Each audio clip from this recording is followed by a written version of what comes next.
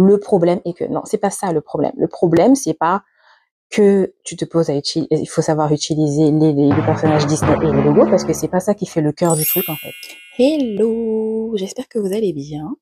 Alors, je voulais prendre un petit temps, parce que ça fait longtemps que j'ai pas vraiment fait de... Enfin, si, j'en fais un peu en story en ce moment, mais celle-ci, je vais la poster vraiment, ce sera pas juste une story.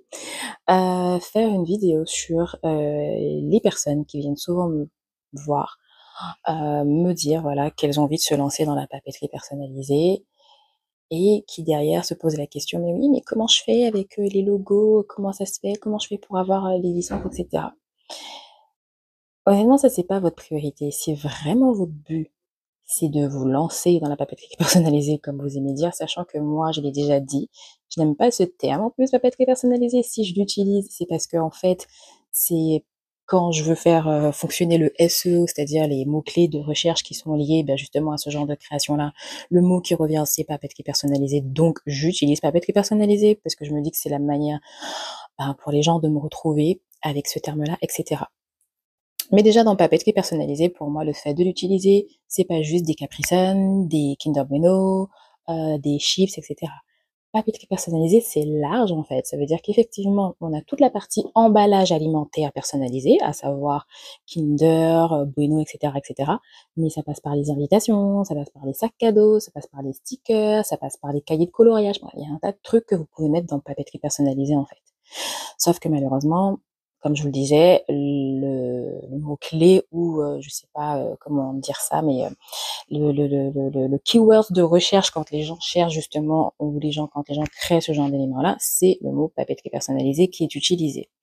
Donc, quand certaines, donc je reprends un dernier message que j'ai reçu il y a quelques jours, hier, euh, dans ma communauté Luna University, qui est justement dédiée à tout ce qui touche la papeterie personnelle.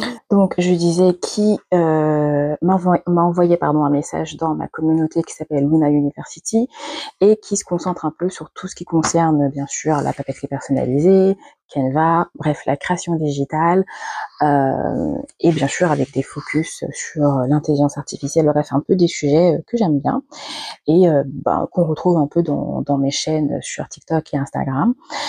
Et du coup, qui me dit, voilà, salut, j'ai une question, comment tu fais pour utiliser les personnages Disney ou autres, ou même utiliser la marque Kinder pour ensuite les vendre. Donc déjà, pour commencer, personnellement, je ne vends pas d'emballage Kinder, d'emballage Capri Sun, chips et compagnie.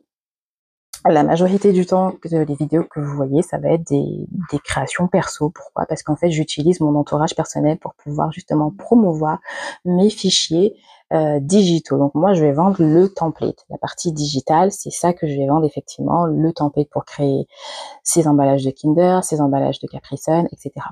Donc du coup, quand j'ai des amis ou de la famille qui me disent ah bah là on a un anniversaire ou une baby shower ou on a besoin d'un truc pour un mariage, oui, bah je vais me proposer de faire la partie papeterie personnalisée parce que je me dis c'est une occasion pour moi justement de promouvoir mes fichiers, de montrer regardez ce que avec mes fichiers, ce que je suis capable de créer, etc. Donc c'est ma manière d'être visible. Donc déjà à ce niveau-là, je peux pas vraiment répondre parce que moi mes créations sont utilisées dans un cadre perso. Donc à un niveau perso, techniquement, voilà, la question ne se pose pas tant que ça. Maintenant, c'est sûr que la question de la propriété intellectuelle reste, etc. Et pour être honnête avec vous, je vais même pas rentrer dans les questions juridiques parce que c'est pas mon niveau, je ne maîtrise pas, donc je fais un gros disclaimer de ce côté-là. C'est juste que je veux montrer quand même déjà la différence entre le fait de vendre des emballages personnalisés, prêts, tout fait, etc. et de vendre le fichier.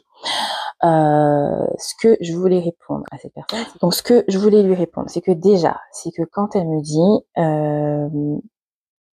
je souhaite me lancer dedans. Le problème est que non, c'est pas ça le problème. Le problème, c'est pas que tu te poses à utiliser, il faut savoir utiliser les personnages Disney et les logos parce que c'est pas ça qui fait le cœur du truc en fait. Quand tu veux te lancer dans quelque chose et tout ce qui touche la personnalisation, vous n'êtes pas obligé de partir sur des histoires de logos, des personnages Disney, etc. Il est tout à fait possible de travailler sans tout ça. Personnellement, moi, je les mets comme en plus parce que j'aime bien montrer le template appartient à quoi. Mais quand je crée des designs, ça peut m'arriver généralement de ne même pas utiliser de logo. En fait, il faut imaginer du coup l'emballage de papeterie personnalisée comme un emballage cadeau. Ça veut dire que vous faites une petite box où vous proposez, je sais pas moi, des Kinder Bueno avec des Kit Kat, etc. Bah en fait, le Kit Kat est emballé avec un emballage cadeau, c'est-à-dire votre emballage personnalisé. Et au-dedans, vous avez mis à l'intérieur un Kinder ou un Kit Kat, etc. Donc, se focus sur le côté, le problème, c'est que je sais pas si je peux utiliser les personnages fin de licence et autres. Bah, clairement, dans le fond, si la question, vous avez la réponse en fait, vous pouvez pas. Enfin, à un moment donné, voilà. Donc, si tu sais que tu ne peux pas, mais tu te bloques par rapport à ça, en fait, c'est pas vraiment que t'as pas vraiment envie de te lancer là-dedans. C'est possible, comme je disais, de faire des choses créatives à son niveau sans utiliser tout ça. La base, par exemple, avec un template vierge, qui est adapté à la taille pour faire un emballage Kinder Bueno. Tu peux tout à fait faire un design super sympa. Surtout que maintenant avec l'intelligence artificielle, c'est tellement possible de créer des images mais hors du commun qui font penser à du Disney ou du Pixar ou du manga, peu importe le style artistique que tu veux donner. Mais c'est possible en fait de faire quelque chose de créatif qui va au-delà de ça. Quand les gens veulent de la personnalisation, c'est de la personnalisation qu'ils veulent. Ils veulent pas absolument avoir une marque ou quelque chose comme ça. Donc je pense que focus le côté sur le problème, c'est que donc je disais que focus le côté sur le problème, c'est que je ne sais pas si je peux utiliser telle et telle marque, etc. Bah dans ce cas-là, si c'est vraiment la crainte, n'utilisez pas les marques. Enfin, la question ne se pose pas. Il n'y a pas 36 000 solutions. On peut se lancer, faire des choses, et comme je disais, il y a c'est possible de faire un tas de designs sans spécialement utiliser des logos ou quoi que ce soit. Après, peut-être écrire en petit, dire, je comprends qu'on a envie de montrer ce qu'il y a dedans, en mettant le logo ou autre. Moi, c'est notamment pour ça que je les utilise dans mes templates, pour me dire, voilà, ça, c'est le template pour ceci, le template pour cela, mais vraiment, demain, c'est pas ça qui compte le plus, hein. C'est quand la sweet table elle est prête avec les différents petits paquets et des fois il y a la photo de la personne ou un petit design qui lui ressemble ou une thématique qui lui ressemble, etc. C'est ça qui compte en fait, c'est ça qui crée l'émotion et c'est ça qui crée la personnalisation. C'est pas le fait d'avoir utilisé Mickey, Minnie ou qui est le logo Kinder ou Capri Sun dessus en fait.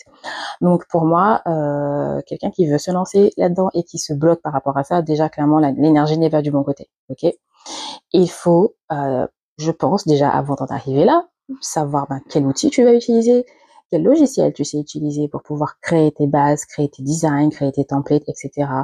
Les outils, donc les matériaux, l'imprimante, le papier, les outils de détail comme les ciseaux crantés, la machine à gaufrer, enfin tous ces petits détails-là qui font que tu fais un emballage précis à la fin qui donne ce côté pro que toi t'as créé avec ta personnalisation en fait, et pas spécialement le truc qui fait que en fait j'ai envie de faire du Disney, etc. Euh, une fois que ça c'est déjà établi à ton niveau, le côté voilà, maintenant moi je sais créer mes propres templates dans Canva, je peux créer une petite boîte, quelqu'un m'a demandé de créer une boîte avec un côté ourson, je sais le faire, et ça n'a rien à voir avec de la licence en fait, c'est ta créativité, c'est tes produits, c'est ce que tu mets sur la table en fait quand tu proposes c'est ce que tu mets sur la table quand tu proposes tes créations de papeterie personnalisée. C'est pour ça que je disais que pour moi le terme papeterie personnalisée il matche pas avec tout ce qu'il y a autour en fait.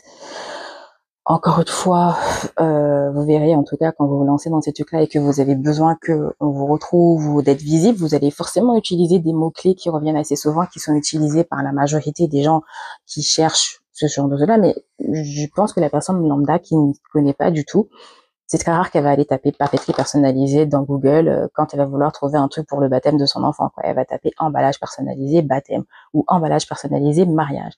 Donc peut-être se focus là-dessus, essayer de montrer toutes les choses personnalisées que vous pouvez faire au-delà du simple basique avec le côté des produits alimentaires dont on a parlé fréquemment là, mais voilà, aller plus loin et rester je sais pas. En fait, pour moi, même ça peut encore se renicher. Ça veut dire qu'on peut être quelqu'un qui fait que des emballages personnalisés pour les mariages, que des emballages personnalisés pour les anniversaires, que des emballages personnalisés pour les EVJF. En fait, on peut vraiment se focus dans une niche.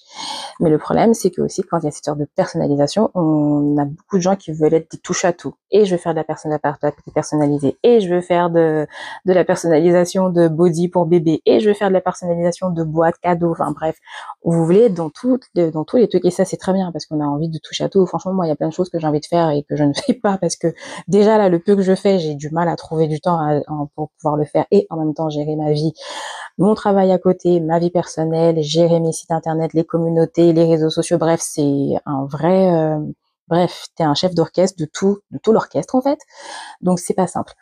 Alors déjà, je pense que tu veux te lancer, focus-toi sur euh, je commence par quoi? Si tu fais partie de, si quelqu'un qui fait partie de mon univers et qui m'a découverte, tu sauras que effectivement j'ai deux communautés. Donc j'ai ma communauté Luna University.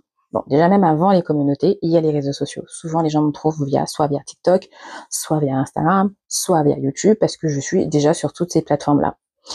Facebook, etc. Ensuite, quand tu veux en savoir un peu plus, je l'avais déjà dit aussi dans une autre vidéo, généralement quand vous voyez que la personne elle propose quelque chose fréquemment, elle a une niche, entre guillemets, ou en tout cas un secteur dans lequel elle revient assez souvent, c'est très souvent on a un site internet ou un lien dans notre bio où on met un peu tout ce qu'on fait. Et moi, c'est mon cas. Quand vous passez par le lien de ma bio, vous voyez tout ce que je propose en fait, donc avec mes boutiques, les communautés, etc. Donc là, on va dire qu'on a la première entrée réseaux sociaux, puis après on a le cran au-dessus avec les communautés. Donc tu es quelqu'un qui veut te lancer, déjà tu passes par le lien de Mabeu, tu verras qu'il y a un kit crée ta première papeterie personnalisée.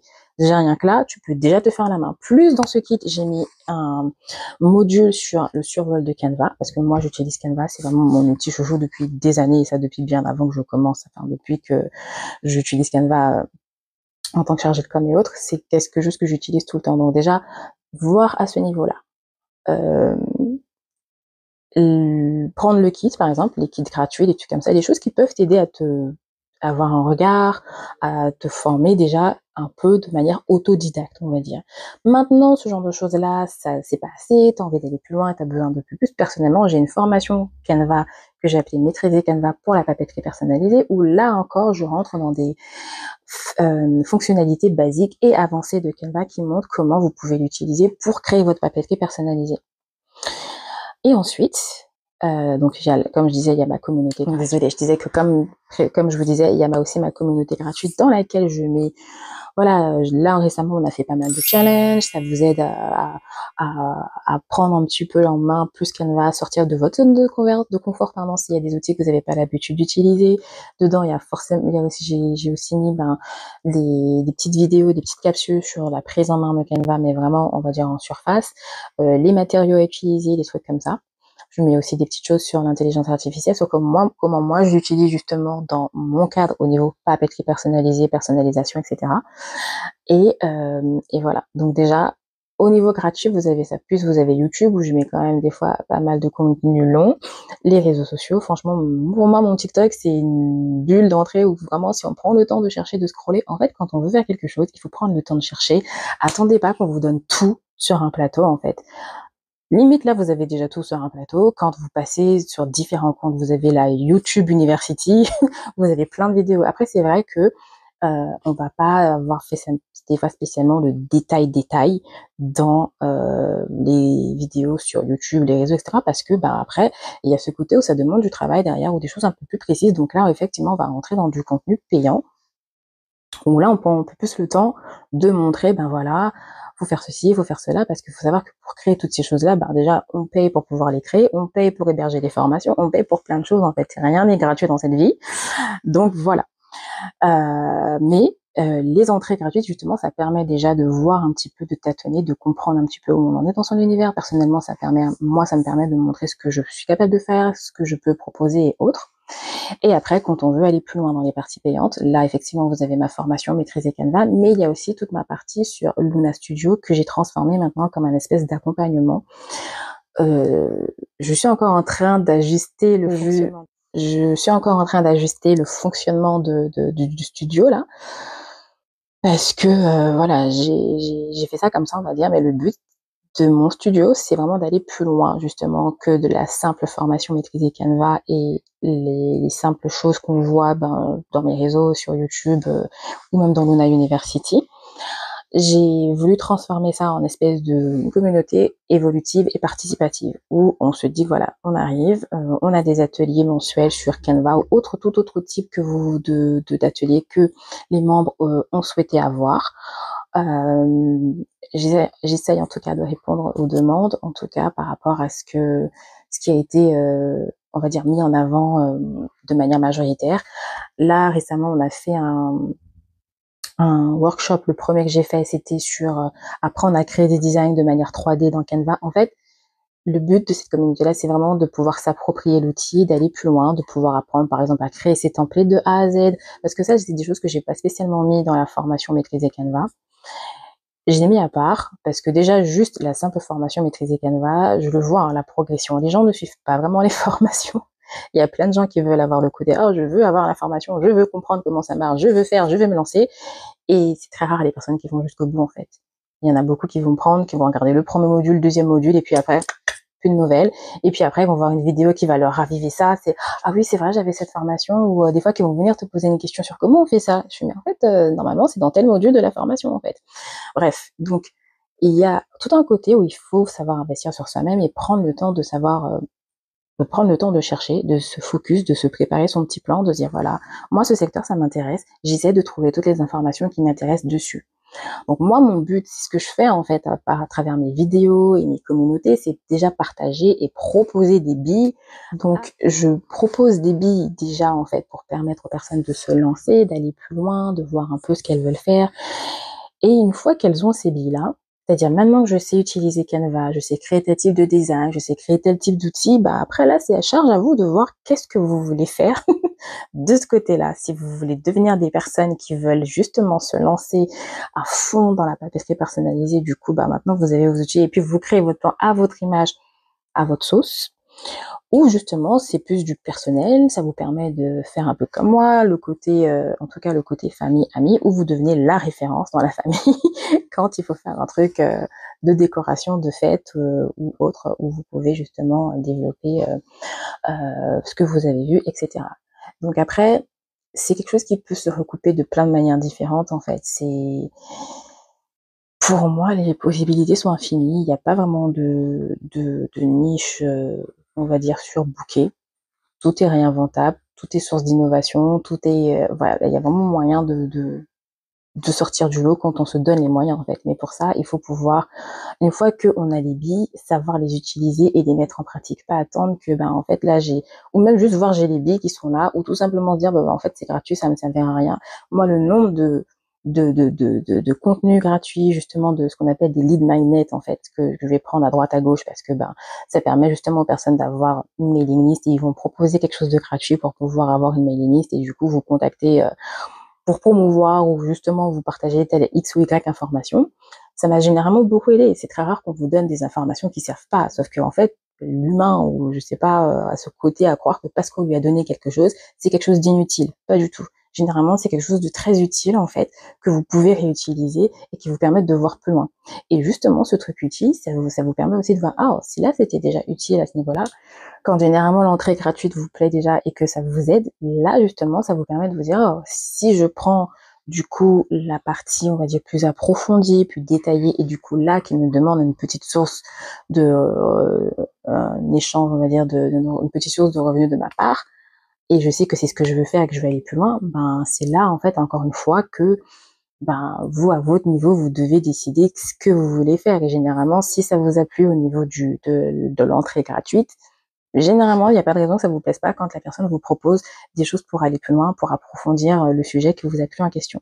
Et donc là, je parle pas simplement de papeterie personnalisée, je parle de manière générale. Quand vous avez des sujets qui vous intéressent, intéressez-vous vraiment au sujet. Si vous avez trouvé quelqu'un qui justement vous renvoie l'énergie que vous aimez, ou vous aimez son travail et que vous aimez la manière dont elle propose les choses, et ben c'est là où il faut justement ben, se focus sur ce qu'elle propose à la personne en fait, essayer d'aller plus loin, de voir ce que ça donne et ne pas se braquer ou se bloquer sur le côté bon bah la personne nous a envoyé ça, c'était gratuit, je l'ai survolé puis terminé en fait. Pas du tout. Généralement, c'est des vraies sources d'informations qu'on vous transmette. Et ça, peu importe le compte ou autre. C'est très rare que, en tout cas, après je sais pas si c'est moi ou c'est parce que moi j'arrive toujours à trouver l'utilité dans quelque chose qu'on me donne. J'ai un côté très autodidacte, très geek et très curieuse où justement quand un sujet me plaît, je vais forcément aller mettre le nez dedans et essayer de développer un peu plus l'information. Donc, généralement, tous les contenus gratuits que j'ai, j'arrive à les retransformer en quelque chose d'utile et à m'aider à aller plus loin, en fait. Donc voilà, sur ce, je pense que j'ai fait le tour de la question. Je sais pas combien de temps va durer cette vidéo parce qu'à chaque fois j'ai coupé et tout. Mais voilà, pour ça, ceci étant dit, vous voulez vous lancer dans quelque chose, faites-le. Les questions juridiques, ça viendra forcément, mais après, mais déjà, commencez déjà par voir comment vous vous placez, tout ce que vous pouvez acquérir comme information. Mais par contre, ne faites pas non plus aussi l'erreur, comme beaucoup, parce que j'en vois malheureusement dans mes communautés, qui accumulent tout ce que je propose, mais qui ne mettent pas le nez dedans, en fait. Ça veut dire, oh, j'ai pris ta formation, mais qui n'ont jamais regardé la formation. J'ai pris ton studio, mais du coup, quand tu es dans le studio et que je propose des choses qui sont beaucoup plus avancées que ce que j'ai mis dans la formation, tu es perdu parce que, en fait, bah, comme t'as pas suivi la formation, mais tu veux déjà aller, en fait, c'est ça, c'est un système, généralement, en tout cas, moi, c'est généralement un système de niveau. On me découvre via les réseaux sociaux, on passe dans l'Ona University, du coup, là, j'ai des informations un peu plus précises. Je peux faire la formation Canva, du coup, j'ai encore un autre niveau de formation et d'information. Puis après, là, je suis déjà bien de ce côté-là. Là, du coup, je peux aller encore plus loin avec son studio parce qu'elle propose un côté, un système de programme, en fait, et pas juste une formation comme ça, où en fait, elle est vraiment là, où le but, c'est que je crée une communauté et que tous les mois, j'essaye de vous proposer du contenu par rapport à ce qui est demandé. Là, je passe encore un cran au-dessus, en fait. Mais les trucs que je propose, et là, je parle vraiment à mon niveau, c'est vraiment, c'est vraiment marche d'escalier, en fait. En fait, on monte d'un cran à chaque fois. Et des fois, bah, forcément, comme dans tout, des fois je fais des offres, et cetera. Et je comprends, moi-même, je le fais. C'est-à-dire que quand je vois un créateur qui va me proposer une formation ou tout, et comme par hasard, à ce moment-là, ça va être à moins, je sais pas combien, et je me dis, ah, cool, je vais la prendre, alors que je sais que pertinemment, je suis hyper débordée, pardon, dans ma vie perso en ce moment, dans ma vie pro, j'aurais pas le temps de la regarder, mais je vais, à un moment donné, quand même prendre le temps de la regarder. Cette formation, parce que ça sert à rien de cumuler, d'acheter des trucs et que ça reste bloqué dans votre ordinateur et que vous le regardez pas et demain vous vous dites mais pourquoi j'en suis encore là, j'avais dit que je voulais me lancer dans un tel truc et je sais toujours pas par où commencer. Bah, faut commencer déjà par regarder les trucs que vous avez pris, à acquérir les informations qu'on vous a données et voir comment vous vous en sortez avec et comment voilà, donc sur ce, je termine vraiment cette vidéo ici. J'espère que voilà, ce sera déjà un peu plus clair, enfin, il n'y a pas vraiment de clarté, c'était juste un point de vue, on va dire, que je voulais mettre en avant. Et voilà, en fait, vous voulez vous lancer dans quelque chose, faites les recherches qu'il y a autour, prenez l'information, entraînez-vous, surtout quand ce sont des choses un peu comme dans notre cas, là, la personnalisation. On se développe avec la pratique, en fait. Personne n'est né avec un diplôme Canva dans la bouche. Ça s'apprend, voilà, c'est de la technicité. Et franchement, Canva, si je prends le cas de Canva, c'est une application qui est tellement intuitive parce que c'est beaucoup un effet de glisser-déposer. C'est pas, par exemple, comme Illustrator ou InDesign ou peu importe, il faut vraiment savoir cliquer à tel endroit, mettre telle option, etc. Enfin, où c'est vraiment une technicité qui est beaucoup plus approfondie et plus, ben, on va dire, vraiment au-dessus. D'où le fait qu'avec Photoshop, Illustrator, on peut vraiment faire des choses encore beaucoup plus poussées que dans Canva. Mais Canva, ça reste un outil puissant quand même, mais dont la prise en main est quand même assez simple et intuitive. Il faut juste prendre le temps de se poser, de regarder, de voir comment ça fonctionne et autres. Et idem pour tout ce qui touche tout le reste des trucs de personnalisation. C'est généralement pas compliqué. Ça demande juste un temps d'observation, de création et de reproduction. Et après, ça se fait tout seul. Et puis pour terminer, ben si, comme je vous disais, vous êtes intéressé par ce monde un peu papeterie personnalisée, personnalisation, création digitale et autres, et aussi petit focus Canva / intelligence artificielle, vous pouvez rejoindre mes communautés. Ben déjà, vous pouvez rester, vous abonner sur mes comptes TikTok, Instagram, YouTube, Facebook, Pinterest, bref, tout ça. Et puis rejoindre les communautés, Luna University qui est gratuite. Là, j'avais fait les challenges Halloween et je pense que je ferai des challenges de Noël parce que, comme je dis, le fait de gérer tout ça, c'est du boulot. Et comme tout le monde, j'ai aussi des hauts et des bas dans ma vie personnelle qui font que être présente quand même, mais voilà, je fais en sorte d'être là quand même. C'est pas tous les jours évident. Mais voilà, et donc du coup rejoindre ces deux communautés-là, me suivre sur mes réseaux, et puis après si vous voulez aller plus loin, ben la formation maîtriser Canva ou rejoindre le studio. Voilà, bon, sur ce, je vous souhaite une très bonne journée ou soirée en fonction de quand vous verrez cette vidéo et puis je vous dis à bientôt. Bye!